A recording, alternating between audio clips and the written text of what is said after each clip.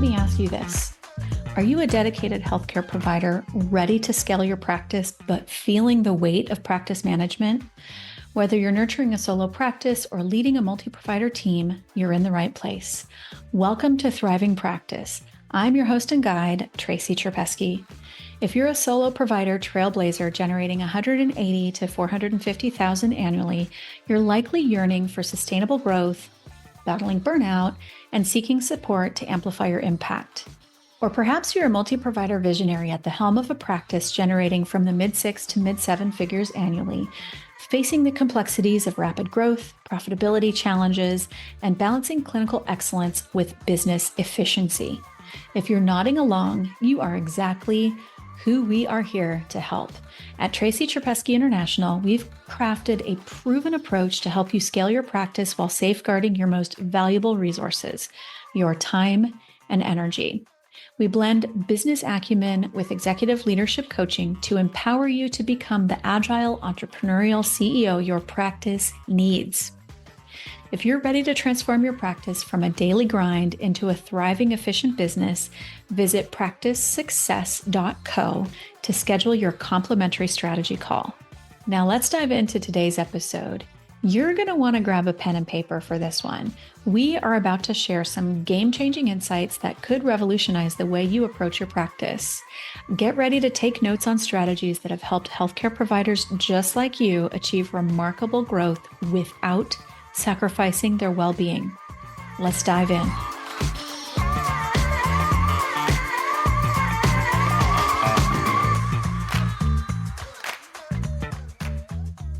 Welcome back to Thriving Practice, where we explore strategies for healthcare practice owners to achieve extraordinary success without sacrificing their well-being. This is episode 139. I'm your host, Tracy Cherpesky. I'm a business consultant and executive coach specializing in helping healthcare providers optimize their practices while living their best lives. In my years of working with healthcare professionals, I've seen firsthand the challenges that come with balancing patient care, practice management, and personal life. And it often feels like a relentless cycle, doesn't it? But today, I'm excited to share insights that can change that dynamic. We are diving into a topic that's at the core of what we do here: how implementing the right business operations and metrics can lead to work-life harmony. If you're new here, we talk about creating work-life harmony instead of balance, since the concept of balance for any person who works full-time doesn't really apply. I have seen the transformative power of these strategies in the practices we've worked with, and I am thrilled to share them with you today. In this episode, we are going to explore how mastering key performance indicators can not only drive your practice's growth, but also pave the way for a more balanced, fulfilling career in healthcare. So let's get started. Before we dive into specific metrics, let's pause briefly to talk about why measurement matters in healthcare practice management. As I often tell our clients, you can't improve what you don't measure. In our consulting work, I have found that metrics provide an objective view of a practice's performance, cutting through subjective impressions and gut feelings. They allow practice owners to identify trends and patterns in their practice's performance, make informed decisions about resource allocation and strategic initiatives. It helps them improve patient satisfaction and retention rates. It helps them optimize marketing efforts and reduce patient acquisition costs. Having a handle on metrics helps enhance operational efficiency, freeing up more valuable, precious time. And metrics can drive sustainable growth while maintaining work-life harmony.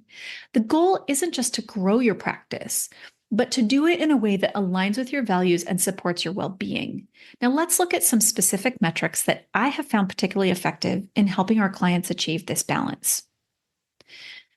In my work with healthcare practices, I have found it super useful to categorize these metrics into 4 crucial areas: patient engagement, marketing and lead generation, operational efficiency, and financial performance. So let's take a look at patient engagement metrics, starting with new appointments.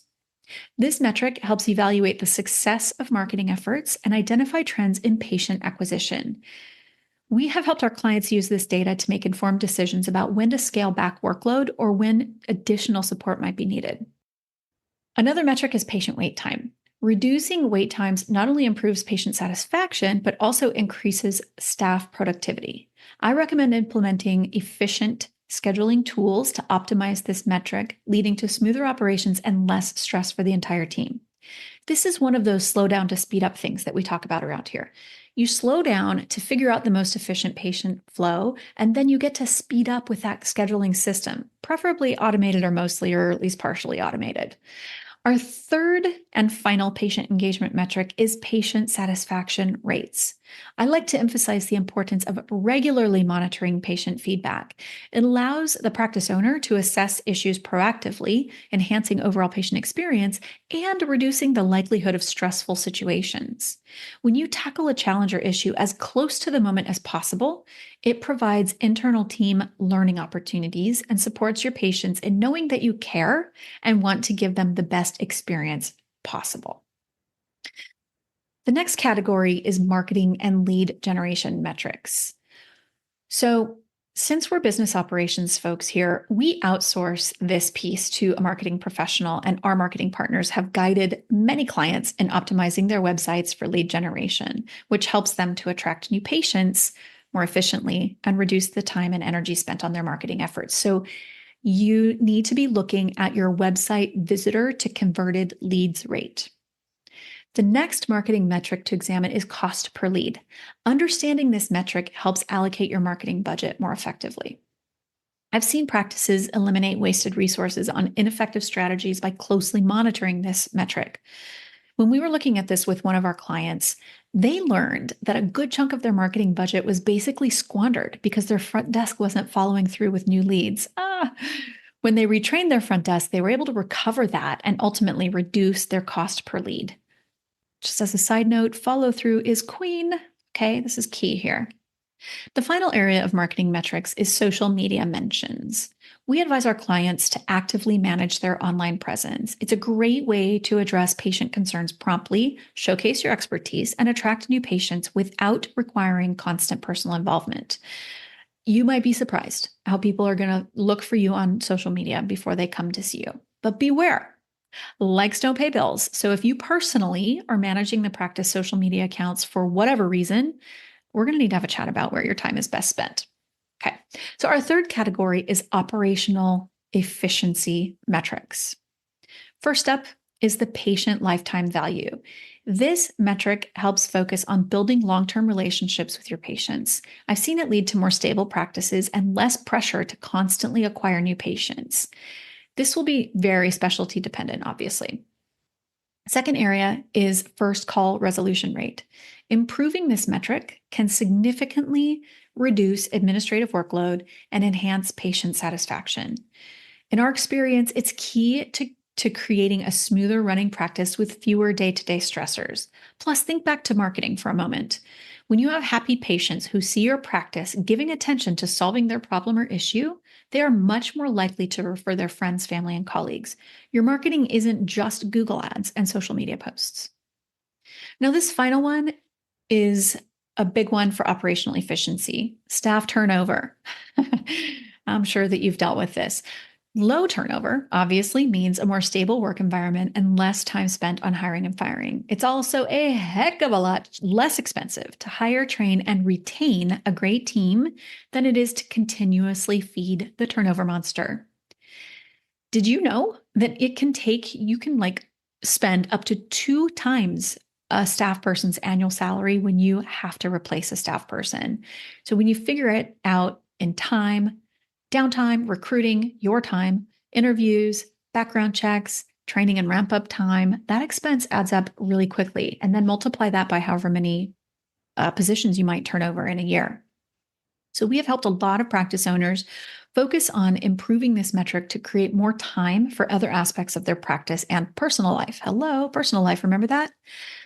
There are a lot of components to this. And so I don't want to oversimplify, but for the sake of time, we're going simple here, right? In general, if you train, support, and create a great environment, you are likely to have a nice low turnover rate.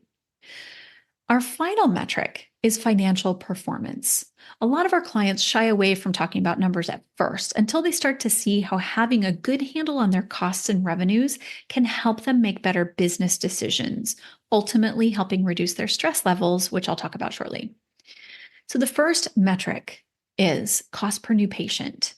Understanding this metric ensures wise investment of resources in patient acquisition. I have guided clients to prevent overspending and the associated stress by closely monitoring this figure.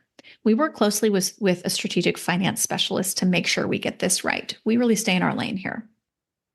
Another important and often initially resisted metric is revenue per patient. This metric can help you identify opportunities for growth without necessarily increasing your workload. I've seen it allow for financial stability without sacrificing personal time. To help our clients not feel gross about putting dollar signs over their patients' heads when they walk through the door, we simply discuss, air quotes here, switching hats to the business growth strategy hat, which is not impersonal. It's simply focused on data and facts to help the business grow and thrive. I am telling you, the more confident you become with your numbers, costs, and revenue sources, the more relaxed you become, and your patients see and feel that when they're in your presence. Hey, it's Tracy. We love bringing you this podcast, and we hope you're enjoying it too. As a small independent show without ads or sponsors, your support means everything to us. One of the best ways you can help is by taking a minute to write a review. Your feedback not only brightens our day, but it also helps new listeners discover us. Every review makes a real difference in growing our listener community. So if you've been enjoying the show, please head over to your podcast app and leave us a review. We read every single one, and we are incredibly grateful for your support. Thanks for being part of our Thriving Practice podcast journey. Now that we've covered these essential metrics, let's talk about how you can use them to achieve better work-life harmony. In our consulting and coaching practice, we have helped our clients do a number of things with these metrics. We've helped them identify inefficiencies. You can use these metrics to streamline operations, reduce stress, and free up valuable time for personal pursuits, strategic planning, teaching, speaking, research, or whatever you would like to do with your freed up time and energy. Can help you delegate with confidence. Clear performance metrics allow for more effective task delegation. I've seen practice owners successfully step back from day-to-day operations with the assurance that their team can handle the responsibilities of getting and keeping the practice running like a well-oiled machine. You can make data-driven decisions. Remember, we mentioned not going with just the gut. Let your metrics guide your choices. This speeds up decision-making processes and reduces the mental load of running your practice. Again, some of the ways you can make your life and practice better are measured by checking in on your stress levels, your energy, and the speed and confidence with which you make business decisions. Armed with good data and a clear vision, your life is about to get a whole lot easier. You are welcome. You can use these metrics to help prioritize your efforts. You can focus your time and energy on areas that need improvement, preventing burnout and keeping you from spreading yourself too thin. Far too often, I see clients treating every task as if it's a fire needing immediate putting out. We want you to minimize that level of stress and have a simple system to identify how to prioritize your efforts. This is a big one. Listen carefully. Help you justify time off. Use your data and your KPIs to justify your time off. When you have concrete data showing your practice is performing well, it becomes easier to step away for vacations or personal time without guilt or worry. I always encourage our clients to use this data to support their need for rest and rejuvenation. Of course, you want to improve your practice's financial health. A financially healthy practice provides the resources needed to hire additional staff or invest in time-saving technologies. I have seen this further improve work-life harmony for many of our practice owners. It's amazing how taking back even 1 hour can make a huge difference. And finally, I want to talk about celebrating successes. Tracking metrics allows you to recognize and celebrate improvements. This can help boost morale and job satisfaction for both you and your team. In our experience, this positive reinforcement is crucial for long-term success and satisfaction. You may already know this, but what we praise, we are 70% likely to see again. Let's go celebrate our progress then. Let's do it. So, before we wrap up, let's take a moment to review the key insights we have covered and how they can support your practice and your life. The first is the metrics mindset. Adopting a metrics driven approach isn't just about collecting data, it's about cultivating a mindset of continuous improvement. In my years of consulting, I have seen how this mindset shift can be transformative. It reduces guesswork, alleviates stress, and frees up mental energy for other aspects of your life and business. Everybody we work with wants to have a patient centered practice. So let's look at patient centric operations. The patient engagement metrics we discussed, new appointments, patient wait time, patient satisfaction rates, these all point towards creating a more patient centric practice. I have seen firsthand how focusing on these areas not only improves patient outcomes, but also creates a more rewarding and less stressful work environment for healthcare providers and their teams. You want to be strategic. You are a business owner, you are an entrepreneur. So, understanding your marketing and financial metrics provides a roadmap for sustainable growth. With the support of our marketing and finance, strategic finance partners, we have guided numerous practices in optimizing their marketing efforts and financial strategies without overextending themselves. This approach allows you to grow your practice in a way that's aligned with your personal goals and capacity, preventing burnout and supporting work life harmony. We're going to get you used to hearing work life harmony. We also talked about operational excellence. Metrics like first call resolution rate and staff turnover rate are key to achieving operational excellence. We've seen our clients transform their day to day operations by improving in these areas, which creates stability and it allows the owners to step away without worry, whether it's for vacation or simply to enjoy uninterrupted personal time. What a concept. We also talked about taking the long term view. Patient lifetime value encourages a long term perspective on patient relationships. This shift in focus from constant acquisition to nurturing existing relationships can lead to a more stable practice and reduce the pressure to constantly chase new patients. It's a strategy I've seen support both practice growth and personal well being time and time again. Perhaps the most significant benefit of embracing these metrics is the empowerment it brings to your decision making process. Whether it's deciding to hire new staff, invest in new technology, or take time off, having concrete data at your fingertips allows you to make these decisions with confidence. I've seen this data backed assurance significantly reduce the stress and second guessing that often accompanies major practice decisions and sometimes the minor day to day things. And lastly, integrating these metrics into your practice culture helps you create an environment of transparency and shared goals. This can lead to increased team engagement since everyone understands how their work contributes to the practice's success. A motivated, well trained, aligned team reduces management stress and continues to contribute to a more harmonious work environment. Remember, the goal of tracking these metrics isn't to create more work for yourself, but to work more effectively and efficiently. By understanding your practice at the deeper level, you can make strategic decisions that support both your professional success and your personal well being. We have seen incredible shifts by implementing these strategies. Owners who were once overwhelmed and on the brink of burnout are now running thriving practices while having time for their families, hobbies, and self care. It's not about working longer hours, it's about leveraging data to work more efficiently and effectively. The result is a practice that not only thrives, but aligns with your vision for a balanced, fulfilling life in healthcare. And isn't that why you got into this field in the first place? To make a difference while also enjoying a personal life? Like, wouldn't you want some reward in there? I hope you do. So as we wrap up, remember that the goal is to improve your efficiency across the board, not just so you can get more done, but so you can actually enjoy your work and enjoy yourself when you're not at work. Again, interesting concept. By leveraging these metrics, you can create a more balanced, sustainable approach to practice ownership. You can build a growing practice that supports your professional goals without sacrificing your personal well-being.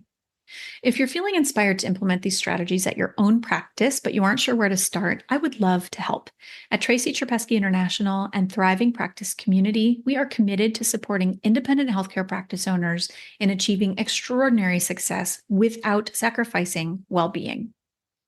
Whether it's through our educational resources, community support, or personalized guidance, we are here to help you on your journey to a more balanced, fulfilling career as a healthcare entrepreneur.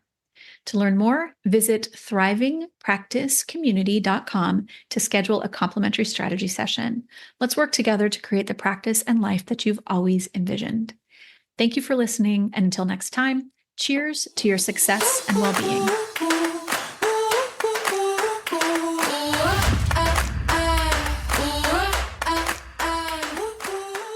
As we wrap up today's episode, I want to take a moment to shine a spotlight on you, our incredible listeners. Your support and engagement are the heartbeat of this podcast, fueling our mission to empower independent healthcare practice owners like yourself. If today's episode resonated with you, there's a powerful way you can help us amplify our impact by leaving a review. Your honest feedback not only helps us fine-tune our content to serve you better, it also acts as a beacon guiding other practice owners to this valuable resource. Let me share some eye-opening statistics with you. Did you know that podcasts with over 100 reviews attract, on average, 3.7 times more listeners than those with fewer reviews? That's according to a recent Buzzsprout survey. Even more intriguing is that 70% of podcast listeners discover new shows through recommendations and online reviews. Think about that for a moment. Your review could be the lifeline that connects a struggling practice owner with the insights and support they desperately need. In just a few minutes, you can spark a transformation in someone else's professional journey. So, are you ready to be a catalyst for change in our healthcare community? Head over to Apple or Spotify podcasts and let your voice be heard. Share your thoughts, your takeaways, even your constructive feedback. Every word counts in building this thriving community.